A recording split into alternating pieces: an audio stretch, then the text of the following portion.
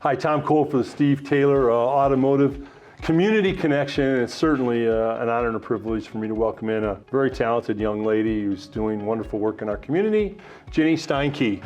Boss, thanks for being here with us. Thank you so much. Now, Ginni, we were chatting off air. Let's put it on air. You are the executive director of ovarian cancer. You cover Ohio and Michigan. Is that correct? Northwest Ohio and Southeast Michigan. Ovarian cancer, to me, Ginni, there's so many misconceptions about it. One of the misconceptions, and you tell me if it is or not, is if somebody's diagnosed in later stages, they think, well, I can't get treatment or there's no help for me. That's not true, right? No, it's not true at all. Especially in Northwest Ohio, we have fabulous gynecologic oncology. Okay, so there's hope. Oh, absolutely. Absolutely, and I don't know if people realize how many women unfortunately get diagnosed with ovarian cancer. I think I saw a stat, 22,000 women in 2019. Does that sound about right? That's the national average.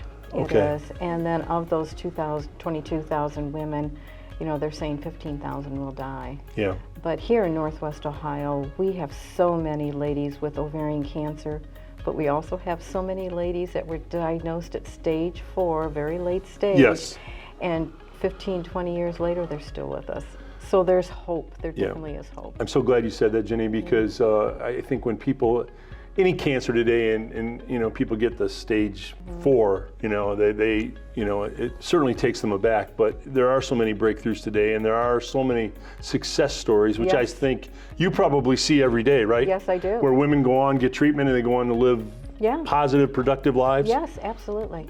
Absolutely. Stage 4. Yeah. Of all stages of ovarian cancer or even the gynecologic cancers, we're seeing so many women survive it so much longer than when we started the organization. It's a miracle. And Ginni, and you correct me on this one too if I'm wrong, but it's it's such a difficult disease because from my understanding, there aren't necessarily hard and fast symptoms that you can get your arms around. It's different in different women. It might be some weight gain in the stomach area, or there are a lot of different things, right? So it's hard to pinpoint that you have it. Is that correct? That is so true. Most women, the symptoms of ovarian cancer are so vague. Okay. Some of them will have the bloating. Some women will have problems eating. She feels really full quickly. Right.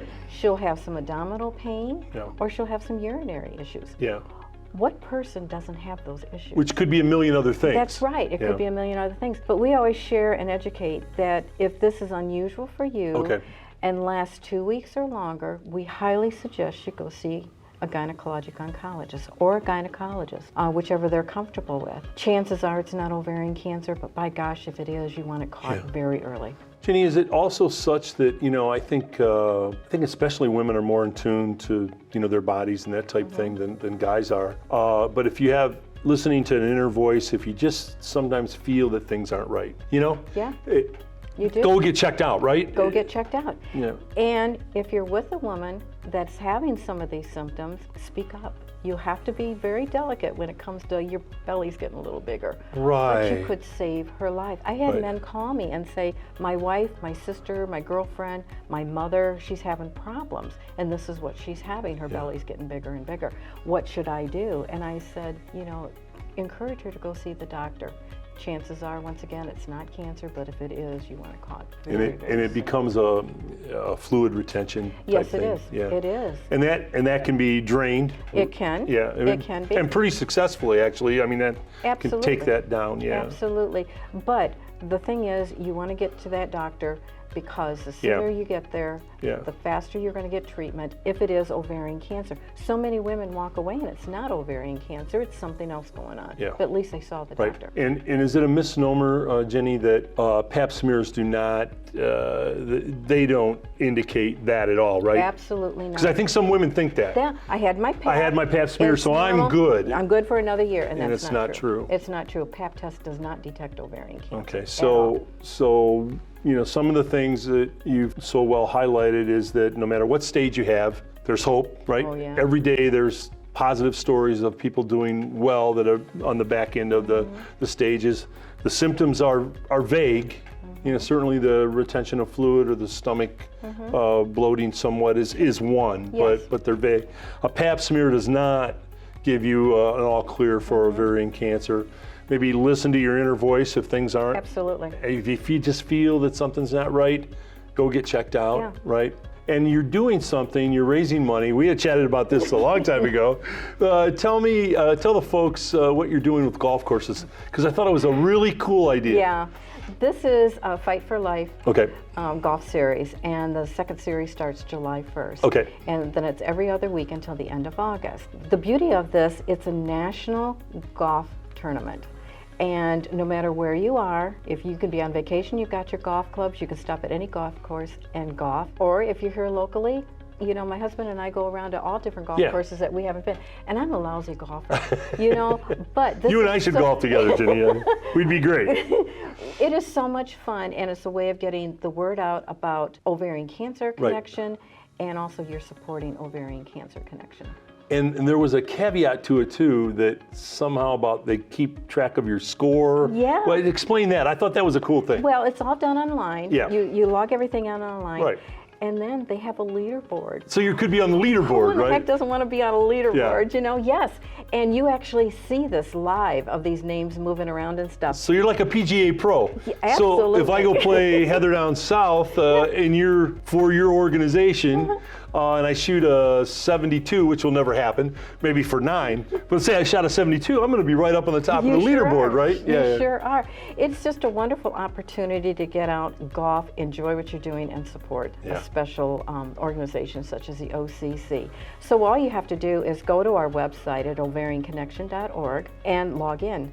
And you register there. $50 of the registration fee comes back to us, which is wonderful because of that $50, we're going to buy 2 $25 Speedway gas cards to make sure that women who are in treatment in Northwest Ohio and Southeast Michigan can get to their appointments. You know, and especially with the way gas is today, my Ginni, gosh, that's you know, you're such a creative young lady, and you know what you're doing to help women dealing with ovarian cancer. You're lifting people in the community. You're giving them thank you. hope, and hope is everything. I Yes, mean, it you know, is. when you don't have hope, then it becomes a different deal. On the way out, Ginni, what would you say if you had to look into the camera and tell ladies, unfortunately, that are dealing with ovarian cancer, one thing that you would tell them that you've learned that is a hopeful message? What would that be? Listen to your body. And also keep in the back of your mind that a Pap test does not detect Okay. ovarian cancer.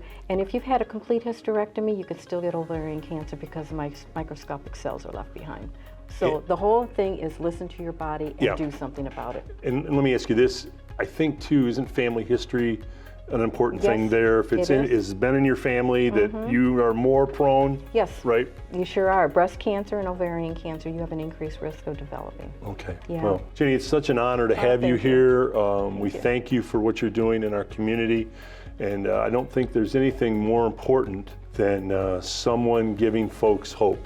Oh, thank you. Because, you know, when you get that diagnosis, unfortunately, a lot of people think when they hear stage, boom, you know, then they think, well, that's it for me. And that is not the case. Not at all. Just reach out and get help. And Ginni, always an honor. You're such a bright lifting force in our community. We thank you so much. Well, you know, I've known you for years, but it's always wonderful to reconnect with you. well, Thank you. it's an honor. And again, you.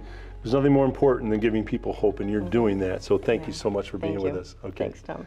Tom Cole for the Steve Taylor Community Connection.